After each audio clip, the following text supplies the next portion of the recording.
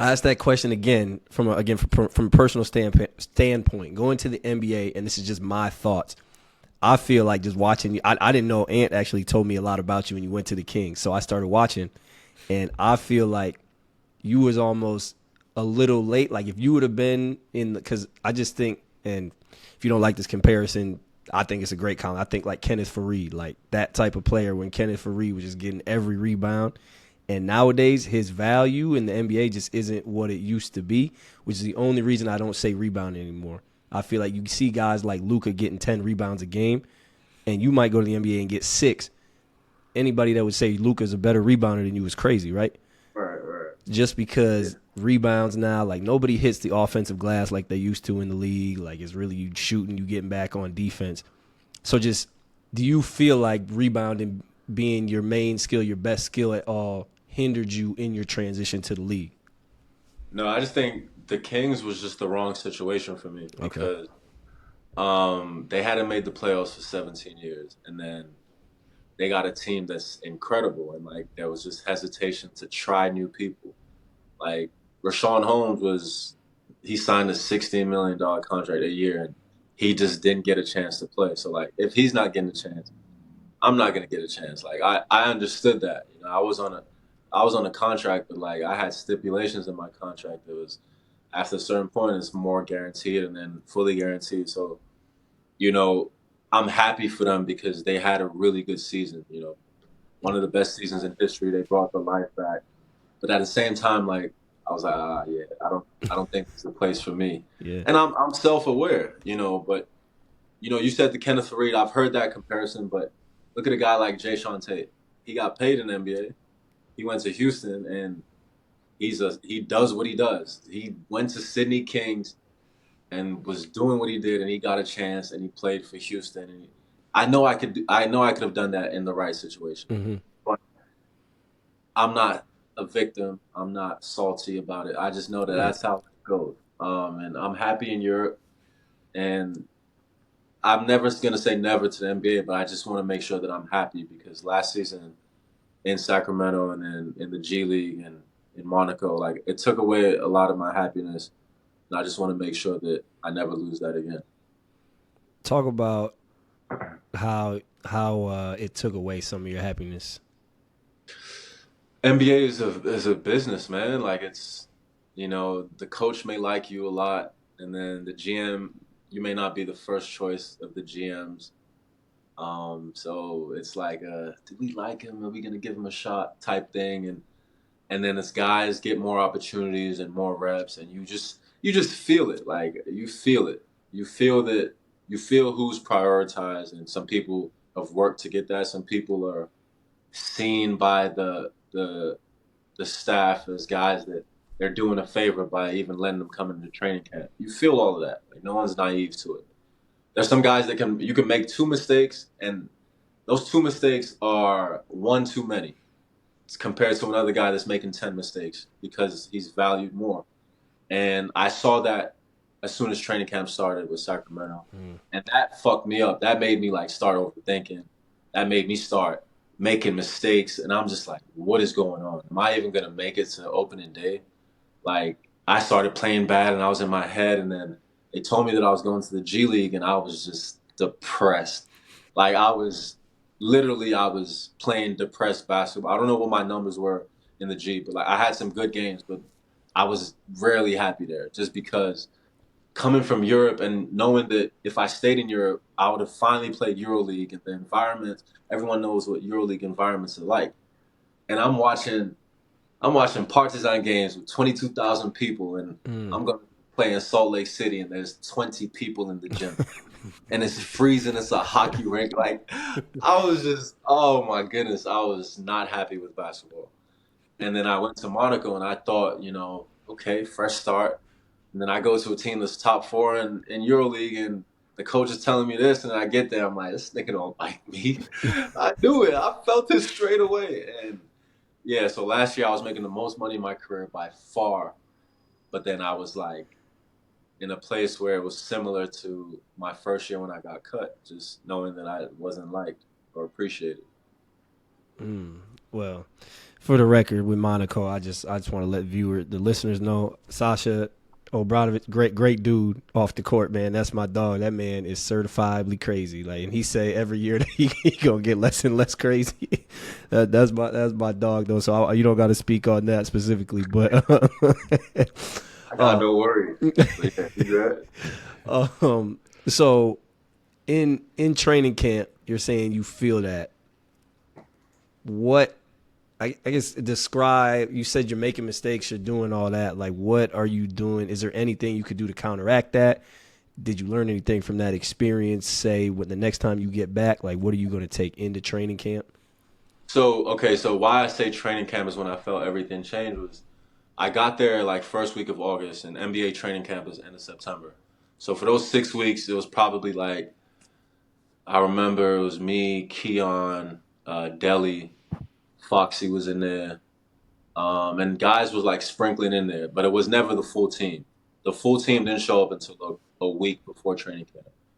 So like I was playing and I was hooping. Like it was us five or us six, and then we play against local guys, and like I was hooping. I was playing free. I felt incredible. I was like, yo, I'm gonna get a chance to like be in the rotation with how I was playing. And then more and more guys started coming in, and then we started tracking wins. We started tracking wins for every game that we played. And this was over 3 weeks. And they would give a winner for week 1, winner for week 2, and winner for week 3, and then an overall winner. I didn't win any of those first 3 weeks, but I was second in each week, and I was the overall winner. So I was like, going into training camp, I'm like, I've shown something. Like I showed I'm intangibles, whatever. Then training camp starts. They got 20 guys in training camp, and you got the black team, the starters. You got Keegan, Sabonis, Fox, HB, and then you got guys rotating from the first and second team, right? And then you got the second team that's gray, and then the third team that's purple or whatever. And I was always on the fourth team, and I'm like, I see what's going on. So like I felt that every other 4-man was rotating between the third, second, and the first team, and I was the only one that didn't get any reps with the first team. So like I felt okay, and I'm the type of person, like I'm emotional as it is, like, and this is the NBA, this is my dream. Like I'm not trying to fuck it up, and I'm just like, damn, man, am I even gonna make the team? Like I'm telling people I signed with the Kings, and I got some money guaranteed, but then I get more guaranteed if I'm on the opening day roster. So like at this point, probably 2 days into training camp, I'm like, oh, and then I start like I just start making mistakes that like I don't normally make. And I started overthinking, and I'm talking to coaches like, what do I need to do? I'd have a great day, and then the next day will be bad, and I'm just like, man. Then I made the team, and I went to the G League, and yeah, everything was just different. Yep. I think it's interesting because now Sasha Vezenkov is over there in Sacramento, and I was talking to one of my guys who's been watching training camp, and they were saying how Sasha was kind of like, when he first got there, he was just kind of trying to fit in, playing that European basketball and all that other stuff, and then, they've been having conversations with him like, yo, shoot the rock, and then he's had, he's done well in preseason, but I was talking to JT about this. Like, I feel like a lot of teams, like when they signing a guy from overseas or whatever it is, they know who their rotation is. They're still signing you to get into. It's not like they signing you to be a part of this like rotation. Like it's not like drafting you in the lottery. So, I think it's extremely difficult. Coming over from the international. Again, we haven't even mentioned adjusting to the style of play. Like it's completely different. You know what I'm saying? There's just a lot that goes through your mind outside of just trying to get out there and perform. You know what I'm saying? And doing what you do.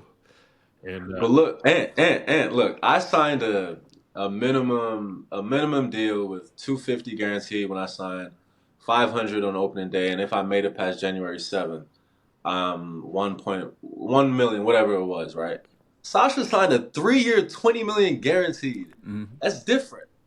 Mitchell signed a crazy contract. Like, that's guaranteed money. Trey Lyles was a part of the rotation, and Sasha's getting more money than him. And then Coach Brown came out and said he don't know if he's gonna be in the rotation. So like that's the difference between me and Sasha. Like I was getting the opportunity.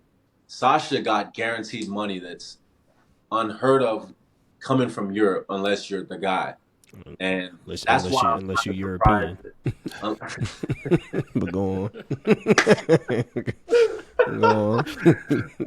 That's why I'm kind of surprised that, Mike Brown just came out and said he doesn't know if Sasha's going to be in a rotation. Because it's like they went to the playoffs and they got their rotation. They kept everyone that they needed to keep. So then why did they sign him for that money when, they signed Trey Lyles to, I think, 2 years, 10? And Trey Lyles played well for them in the playoffs. So I'm kind of confused by that. That ain't no... I mean, I know the answer, but like I said, like that's I got a question for you. I got a question for you regarding you being on the fourth team, because I think it falls in line with the things you mentioned about being pro B and going to community college, going to JUCO, whatever. And you mentioned like, oh, that's kind of par for the course for me. Like you expected that, and you got to fight against that. So were you able to tell what hurt you and why you weren't able to, why wasn't that the expectation going into training camp? Like, I'm gonna be on the fourth team, I'm gonna have to fight against that. Why did that affect you being on the fourth team more so than being pro B or being JUCO? I guess because it was the NBA. Like this was like the final hurdle, and obviously I didn't expect to come in and be in the rotation. Like the way my contract was set up, I needed to make the team first. So, like, I'm not a victim, but I'm just looking back on everything that happened. Like, I know that affected my mindset. Like, I was seeing the rotations from day to day, and I'm waiting for the coach to tell me what team and what color, and everyone's like, you got guys that are on the main team every time, and you got guys that are rotating, and I'm waiting every time to hear my name on like the gray team at least. And it was always, the last team. I think it was red. Red was last, and purple was third. And I was just, I don't know, I just let it affect my head too much. And then I started, like, hesitating and turning down open shots and, like, trying to drive when I shouldn't have driven and I'm playing good defense and I'm trying to, like, make the home run play. And I'm like, why did I do that? So, like, it just screwed me. It just screwed me. And I knew that they were right in forcing me to go to Stockton, and I didn't blame them for that, and I'm not a victim for any of this. I'm just saying my experience. No, 100%. Why do you think Sacramento signed you? I think because Mike Brown was the coach for Team Nigeria. I played with Team Nigeria when we beat USA. I know they liked me, and there was other teams that liked me, but I think that's the main reason. I know that the GMs, I wasn't their first option for sure. I know they wanted Sasha that summer, and like they kept, they delayed things with me, and I felt it that they liked me, but they weren't sold on me. Even though when I made the team opening day, they were like, they see me being part of the team for years to come, and I'm like, okay. So let's say when you get the chance to go back again, let's say, God willing, you get the Sasha type deal. Let's say you get five a year again, whatever he got, 7, 6, whatever it was, right? 7 a year. 7 a year. And this is kind of a general question for both of y'all, but how important is it to go into training camp? Because like you see, Sasha got the deal, and he still might not be in the rotation.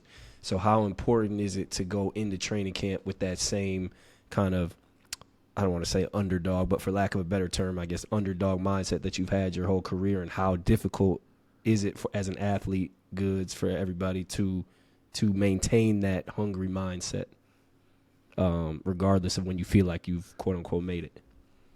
Yeah, I think I'm always gonna be hungry as long as I'm playing. If I lose my hunger and I lose my passion to play the way that I play, then I'm done. But if I sign a contract that's fully guaranteed, that changes the whole thing. For me, like, the way my contract was set up, they could have cut me in that moment, and they wouldn't have had to pay me. They would have had to pay me, whatever they had to pay me, right? Mm-hmm. But Sasha doesn't need to play. His money is guaranteed. It's a big difference. Mm-hmm. 3 years, not just 1 year. 3 years versus me getting 250 guaranteed when I sign. It's a big difference. Your mental, you can go to the Kings practice facility every day and know that I'm gonna be getting paid somewhere. Even if they trade me, I'm gonna be getting paid somewhere. If God forbid they cut him and he goes back to Europe, he's still gonna get paid. That was not the case for me, and I think that's a big thing. No, I agree with you on that. I guess what I'm asking y'all is how important is it to, let's say you do have Sasha's deal, how important is it to go in there with the mindset that you had the deal that you had, like, oh, I got to go in and prove it every day, especially going into the NBA? It depends on what your goals are. If your goals are like, this is a good story. Gabe Vincent, one of my good friends since college, right? He signed the 3-year 33 that he just signed, and I said, "Bro, congrats. How does that feel?" He said something along the lines of like, I'm looking forward to the next one. Like, so if that's your mentality, that's incredible. Obviously, some people coming from Europe, that's the ceiling right there, and it's okay. 7 million a year that's a lot of money for 99% of the world. So it depends on your perspective, where you come from, what you want to do. Some people don't want to be. Some Europeans don't want to be in the NBA for that long. They want to get that one deal and go back. So it depends. Yeah, I think that was probably the most important thing you just said. Is I think there's a lot of Europeans that want to try the NBA, and if it works out, cool. But I feel like a lot of them don't necessarily want to bend over backwards just to break a rotation and play 10 to 15 minutes. You know what I mean? They'll go back home and, just really appreciate it, and get appreciated and, make similar type of money. So that's where I look at like a guy like Misic. I look at his situation with all those guards over there, like where are the minutes coming from? And then it's like, how is he gonna feel, not playing? Because I mean, you heard it from Americans and Europeans that have gone over to the NBA, not had the role that they wanted, and then they was ready to leave. And we've heard about guys going through depression and all that other stuff, and let alone don't be in a bad city. You know what I'm saying? Don't be in a trash city in the States, and you're not from there. So I think that there's, like you said, there's it depends on what your goals are. But yeah, I mean, obviously if you're trying to make a team, like you have to, you're gonna have to do all those little things and maintain that hunger. But I think, and hearing Chima's story, and I always think back to when we had Shane on there, and he was saying that, and Shane was saying that like he wasn't who he had been his entire career. He changed his game thinking he had to be a true point and all this other stuff. And I think that, for a lot of guys that get that opportunity, just be who you are. Like if you Sasha, go shoot the ball and back cut. Like, you know what I'm saying? They know you're not defending. Like, you know what I'm saying? Go do what you're supposed to do. Okay, see, that's my. Thank you for saying that. Sacramento knew what they were getting with Sasha, so I don't want to hear, "Oh well, he's not defending." Was he defending in Europe? Don't is it? I thought he was a solid team defender when he played for Olympiacos, right? He's big. So if they're saying that he wasn't a good defender and now he's not defending, that's one thing. But if they're saying, "Oh, he's a great shooter and all of this, but he doesn't play defense," then why did you sign him? Like this, you signed this guy for this amount of money. Trust him and let him play. And I wish him the best. I remember seeing him at the Final Four and telling him my experience, and I thought he would like honestly jump into the rotation and be like the 7th or 8th man, and it's not working out like that right now. It's preseason, but I wish him the best because I know he's got the goods, and they liked him there. So Yeah, that goes back to making you question who's making decisions and what and who's getting what. But that all goes into maybe a slight international bias, I guess. Slight, major. I don't know what y'all think. I'll say major, but it's I don't know what do y'all think of of the seemingly international bias in the NBA, and we've talked about this before, Chima, on this podcast, so I'll let you answer first, but I'll just point out examples such as, a Brad Wanamaker or Malcolm Delaney, who went back and, I think Brad at first was getting two-way offers maybe, and you look at a guy like Micic, who maybe he's had a little bit more success than Brad, I suppose, but, marginal. And he's getting whatever 5-6 a year. So do y'all feel like he's getting a little more than that, ain't he? He's getting about 9. I think he signed 3 years, 23 and 23. I think. Yeah, so like 8, 7, 8. Okay. So do y'all? What do y'all think of the international bias? And then as Nigerian born, growing up in Australia, do you feel excluded from the international bias? I think the NBA is going global. Like Jokic has helped with that. Giannis has helped with that. I think it's good because they're trusting EuroLeague guys more. Yes, the contracts that guys would get in, there's a big discrepancy. A lot of American guys that I see talking about the NBA, they're talking about summer league opportunities or two-ways, like you said, or minimum deals, and off the top of my head, Vezenkov, Micic, Fontecchio, guaranteed multi-million. Campazzo, like guaranteed it's different. For me, I think growing up in Australia, when I came to college, Australians were like going to college and like that was it. There was probably 8 Australians in the NBA at the time, maybe less. But now it's like that pathway is open. They got the NBL program, so it's different.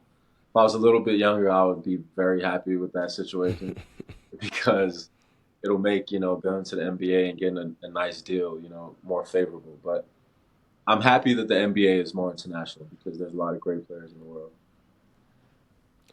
Yeah, I think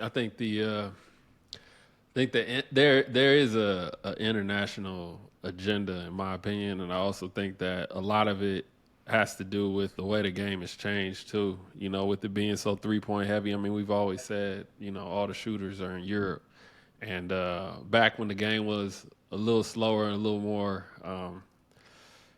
I mean, it's still ISO driven, but I mean, I think now there's a lot more space for these guys that can shoot the rock and not defend, especially if you got other pieces around you. You don't have those back to the basket bigs. Everybody wants the high flyer, rebound, and shot blocker. So now you can pair him up with that 4-man that doesn't necessarily defend as well and that can really shoot the rock. So I think it's a little bit of both. But I think that, I mean, we'd be crazy not to say that we'd be crazy to say that there isn't a bias because as you name all those European players that have gotten guaranteed deals, and conversely, you look at the Americans that have gotten opportunities to come over. It's different, and I think too we also have to keep in mind that the salary cap is way different than it used to be. Now, I mean, these teams do have to sign guys to, or you do have to use a certain amount of that salary cap, so that does free up some money to get some of these European guys. Whereas when the salary cap was lower, if you're going to pay, if Malcolm Delaney is making $2 million, you know what I'm saying, after taxes overseas, that means you got to pay him at least 4 in the States. 4, you know what I'm saying? Yeah. 4 or 5 in the States. And it's the same thing with Sasha and Micic and them. It's like they're not coming over for less.